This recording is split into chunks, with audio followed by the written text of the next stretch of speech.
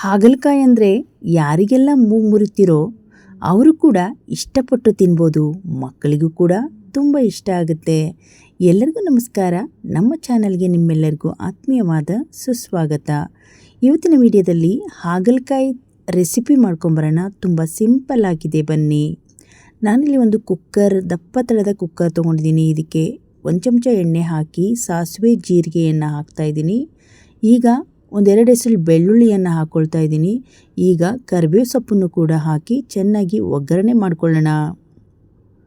ಈಗ ಇದಕ್ಕೆ 3-4 ಹಸಿಮೆಣಸಿನಕಾಯಿ ಉದ್ದಕ್ಕೆ ಕಟ್ ಮಾಡಿ ಹಾಕಿ, 1 ದಪ್ಪದ ಈರುಳ್ಳಿಯನ್ನು ಉದ್ದಕ್ಕೆ ಕಟ್ ಮಾಡಿ ಹಾಕಿದ್ದೀನಿ.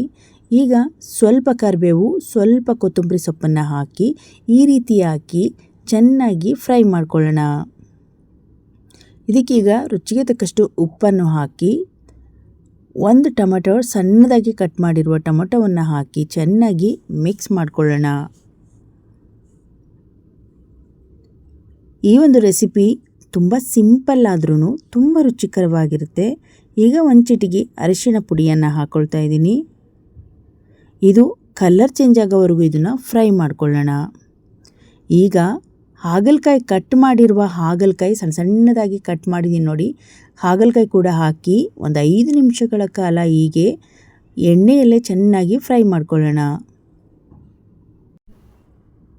ಈಗ 1 ನಿಮಿಷಗಳ ಕಾಲ ಈ ರೀತಿ ಮುಚ್ಚಿ ಬೇಯಿಸ್ಕೊಂಡು ನೋಡಿ. ಇವಾಗ 3/4% ಚೆನ್ನಾಗಿ ಬೆಂದಿದೆ.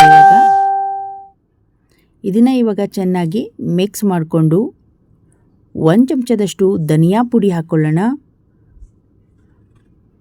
1 ಚಮಚದಷ್ಟು ಖಾರದ ಪುಡಿ ಹಾಕ್ಕೊಳ್ತಾ ಇದ್ದೀನಿ.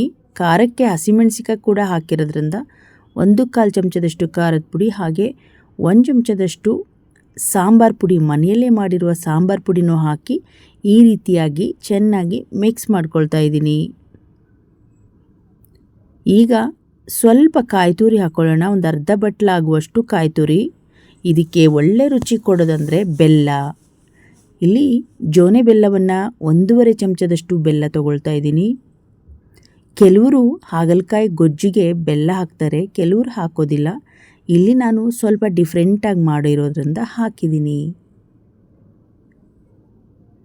ಇಲ್ಲಿ ನೋಡಿ, ಬೆಲ್ಲವನ್ನು ಹಾಕಿ ಚೆನ್ನಾಗಿ 1 ರೌಂಡ್ ಮಿಕ್ಸ್ ಮಾಡಿ 2 ಚಿಕ್ಕ ಕಪ್ಪಲ್ಲಿ 2 ಕಪ್ ಆಗುವಷ್ಟು ನೀರನ್ನು ಹಾಕಿ ಸ್ವಲ್ಪ ಈ ರೀತಿ ಗ್ರೇವಿ ಆದರೆ ಸಾಕಾಗುತ್ತೆ ನೋಡಿ. ನೀರಿನಂಶ ಕೂಡ ಇಷ್ಟೇ ಹಾಕಿದ್ದೀನಿ. ಇದನ್ನಿವಾಗ ಮೀಡಿಯಮ್ ಫ್ಲೇಮಲ್ಲಿ ಚೆನ್ನಾಗಿ ಕುದಿಸ್ಕೊಳ್ಳೋಣ. ಆಗಲೇ ಹಾಗಲಕಾಯಿ ಕೂಡ ಚೆನ್ನಾಗಿ ಬೆಂದಿದೆ ನೋಡಿ. ಇಲ್ಲಿ ಚೆನ್ನಾಗಿ ಕುದಿಸ್ಕೊಂಡು ಮತ್ತೆ 2 ನಿಮಿಷಗಳ ಕಾಲ ಪ್ಲೇಟನ್ನು ಮುಚ್ಚಿ ಬೇಯಿಸ್ಕೊಳ್ಳೋಣ. ಇವಾಗ ನೋಡಿ, ಓಪನ್ ಮಾಡ್ತಾ ಇದ್ದೀನಿ. ನಮ್ಮ ರುಚಿಕರವಾಗಿರುವ ಹಾಗಲಕಾಯಿ ಗೊಜ್ಜು ಡಿಫ್ರೆಂಟಾಗಿ ರೆಡಿಯಾಗಿದೆ.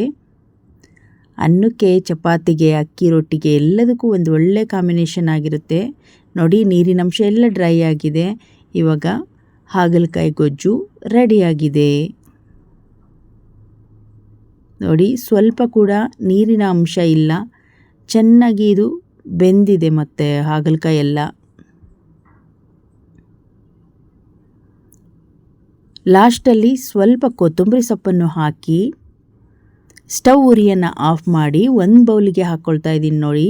ಬಿಸಿ ಬಿಸಿಯಾಗಿರುವ ರುಚಿಕರವಾಗಿರುವ ಹಾಗಲಕಾಯಿ ಗೊಜ್ಜು ರೆಡಿ ಆಯಿತು. ಇವಾಗ 1 ಬೌಲಿಗೆ ಹಾಕ್ಕೊಳ್ತಾ ಇದ್ದೀನಿ. ನೀವು ಕೂಡ ತುಂಬ ಸಿಂಪಲ್ ವಿಧಾನದಲ್ಲಿ ಈ ಹಾಗಲಕಾಯಿ ಗೊಜ್ಜನ್ನು ಟ್ರೈ ಮಾಡಿ. ನೀವು ಇಷ್ಟಪಟ್ಟು ತಿಂತೀರಾ, ಮಕ್ಕಳು ಕೂಡ ಇಷ್ಟಪಟ್ಟು ತಿಂತಾರೆ. ಇವತ್ತಿನ ಸಿಂಪಲ್ ರೆಸಿಪಿ ನಿಮಗೆ ಇಷ್ಟ ಆದರೆ ಒಂದು ಲೈಕ್ ಮಾಡಿ, ಈ ವಿಡಿಯೋವನ್ನು ಶೇರ್ ಮಾಡಿ. ಇನ್ನಷ್ಟು ವಿಡಿಯೋಗಳಿಗಾಗಿ ನಮ್ಮ ಚಾನಲನ್ನು ಸಬ್ಸ್ಕ್ರೈಬ್ ಮಾಡ್ಕೊಳ್ಳಿ. ಮತ್ತೆ ಮುಂದಿನ ಹೊಸ ರೆಸಿಪಿಯೊಂದಿಗೆ ಸಿಗೋಣ.